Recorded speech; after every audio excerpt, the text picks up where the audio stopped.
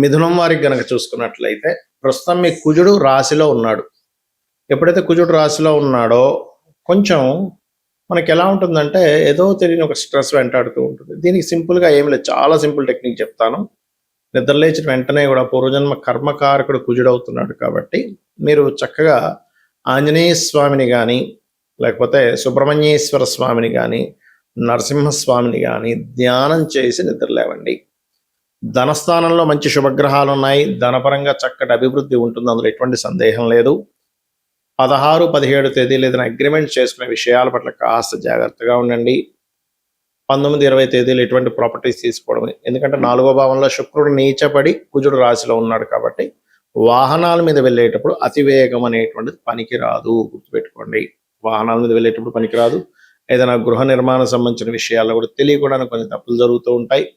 ఏదైనా ప్రాపర్టీ తీసుకునే విషయంలో కూడా పూర్తిగా అది ఎలాగుంది ఏంటని తెలుసుకొని తీసుకోవాలి, లేనట్లయితే వాటి వల్ల ఇబ్బంది ఉంది. ఇక వివాహ సంబంధించినటువంటి విషయాల్లో కనుక చూసుకుంటే కొంచెం బంధువర్గంలో లేదా గవర్నమెంట్ రిలేటెడ్ బిజినెస్ రంగాల్లో ఉండేటువంటి వారితో లేదా విదేశాల్లో ఉండేటువంటి సంబంధాలు కుదరడం జరుగుతుంది.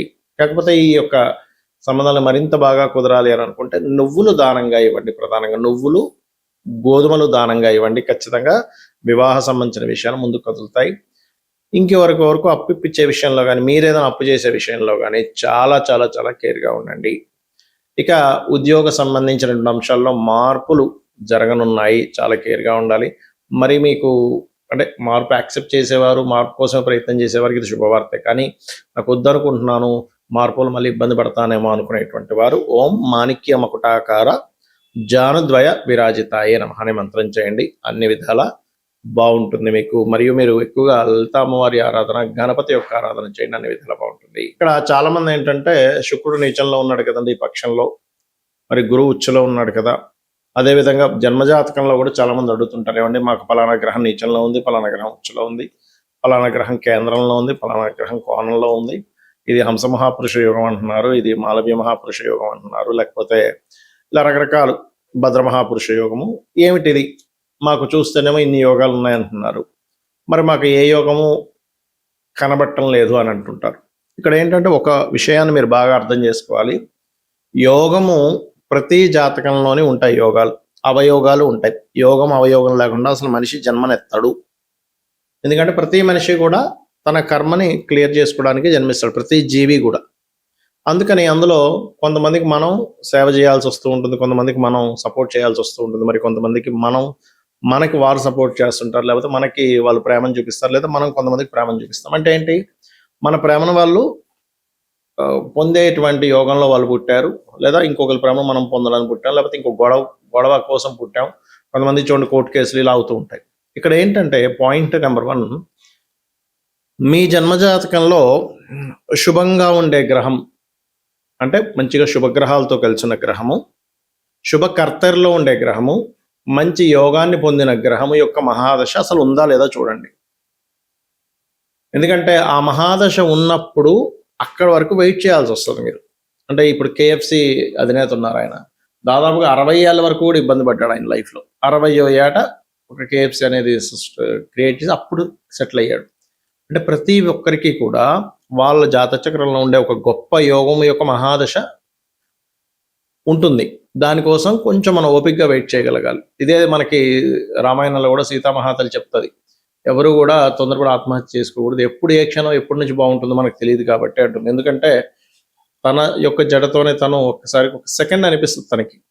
తర్వాత అంతట్లో ఆంజనేయ స్వామి తను చెట్టు మీద నుంచి ఒక గానంలా చేస్తాడు రామాయణాన్ని. అప్పటి నుంచి తనకి ఒక హోప్ పెరుగుతుంది, ఓహో రాముడు వస్తాడు నన్ను రక్షిస్తాడని. లేకపోతే ఏమవుతుంది అంటే అక్కడ హోప్స్ అన్ని చచ్చిపోయాయి, ఇంక ఎక్కడో సముద్రం దాటి ఇక్కడ పెట్టేశాడు ఏంటనే ఒక ఫీలింగ్. కానీ రాముడి మీద తనకి భక్తి కానీ నమ్మకం కానీ ఎక్కడ పోలేదు. ఒక సెకండ్ ఆ ఘట్టం కూడా వాల్మీకి మనకు చూపించడానికి కారణం ఏంటంటే ఎంతటి వారికైనా ఒక సెకండ్ ఆ ఫీల్ వస్తుంది, ఆ ఒక్క సెకండ్ ఆగగలిగితే మన జీవితాలు మారుతాయని చెప్పడం. అయితే నేను ఇవన్నీ ఎందుకు చెప్తున్నానంటే ప్రధానంగా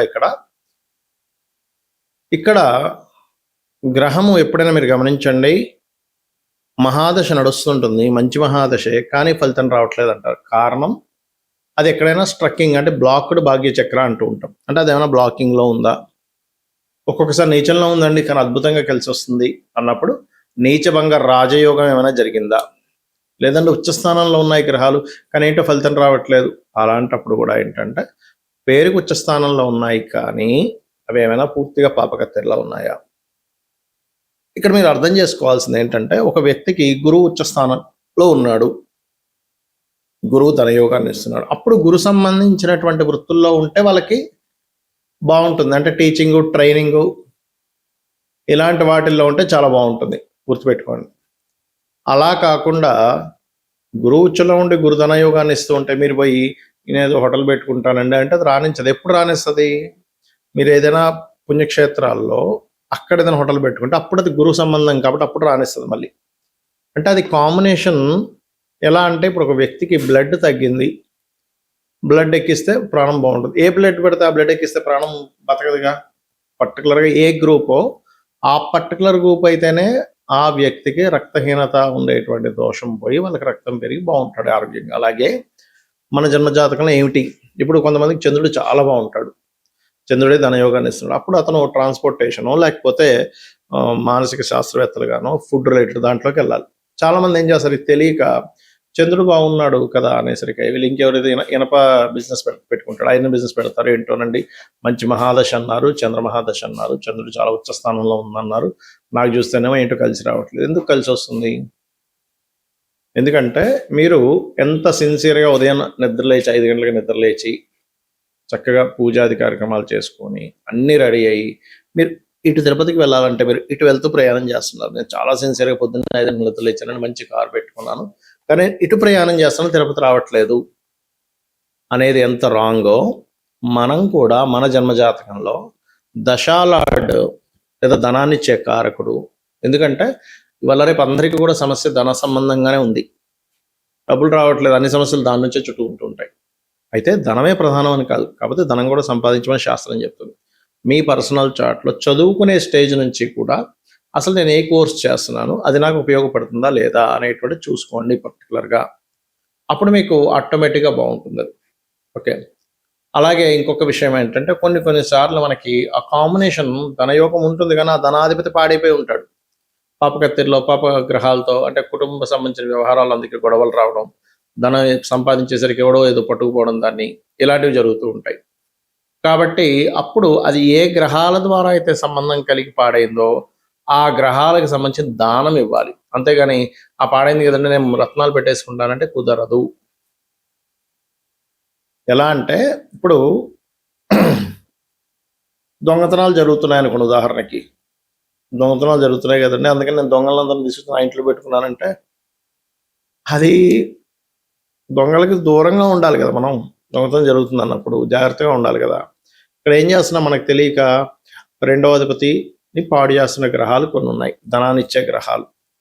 ఆ ధనాన్ని ఇవ్వడానికి సపోర్ట్ చేయాల్సిన గ్రహాలే కంబస్ట్ చేసేసి అక్కడ రాకుండా చేస్తున్నాయి. అప్పుడు మనం ఏం చేస్తున్నాం, దాన్ని ఇంకొంచెం బలం పెంచడం కోసం రత్నం పెట్టేసుకుంటున్నాం. అలా పెట్టకూడదు, అప్పుడు దానం ఇవ్వాలి లేదా రుద్రాక్ష ధరించాలి. ఇలా ఒక్కటని కాదు, ప్రతి భావానికి మీరు ఒక ఇల్లు కొనుక్కోవాలనుకుంటున్నారు, వివాహం అవ్వటం లేదు, లేదా సంతానం కలగట్లేదు, ఆ పర్టికులర్ భావాధిపతి ఆ కాంబినేషన్లో క్లియర్గా ఉంటూ అది ఎంతవరకు బలాన్ని పొందాడు అనేటువంటిది ఉంటుంది ప్రతి జాతకంలో, ప్రతి అంశం మీద. ఆ బలాల యొక్క బేరేజ్ని బట్టే వీళ్ళకి ఓకే ఇంత లేట్ అవుతారు లేదా తొందరగా ఉంటుంది, అద్భుతంగా ఉంటుంది ఈ మహాదశలో అనేటువంటి తెలియజేయడం జరుగుతూ ఉంటుంది. కాబట్టి నేను చెప్పబోయేది ఏంటంటే ఒకటే గుర్తుపెట్టుకోండి, ఫస్ట్ ఎంతసేపు ఏలినాడు శని లేకపోతే కాలసర్ప దోషాలు ఇవి ఉన్నాయి, నేను లేవనట్లే, కానీ దీని ప్రభావం కొంతే ఉంటుంది. ఇది ఒకటే కాకుండా అసలు ఎనాలిసిస్ చేయడం తెలుసుకుంటే, అంటే ఏంటి, మీకు ఏ దశ నడుస్తుంది, ఏ అంతర్దశ నడుస్తుంది, వాళ్ళిద్దరి యొక్క బలం ఎలా ఉంది, గోచారంలో ఉండే గ్రహం ఎలా ఉంది, దానికి నేను ఏం చేసుకోవాలి. ఎలా అయితే ఒక మనిషి యొక్క స్కానింగ్ రిపోర్ట్ తీసుకొని అసలు ఏ వైటమిన్స్ తగ్గాయని చూసి దానికి తగ్గ టాబ్లెట్స్ ఇస్తే వాళ్ళకి ఎలా తగ్గుతుందో, ఇది కూడా సేమ్ యాజ్ ఇట్ ఈజ్ వాళ్ళ యొక్క జన్మజాతకంలో ఉండే కాంబినేషన్స్ని క్లియర్గా అబ్జర్వ్ చేసి రెమెడీస్ చేసుకోవాలి, అప్పుడు ఖచ్చితంగా పనిచేస్తాయి. రోజు నిత్యము లలిత చేసుకోవడము, రోజు దీపారాధన చేయడము, రోజు కాస్త ఆలయానికి వెళ్ళడం అలవాటు చేసుకోండి, అనే విధాలు బాగుంటుంది. శ్రీమాత్రే నమః.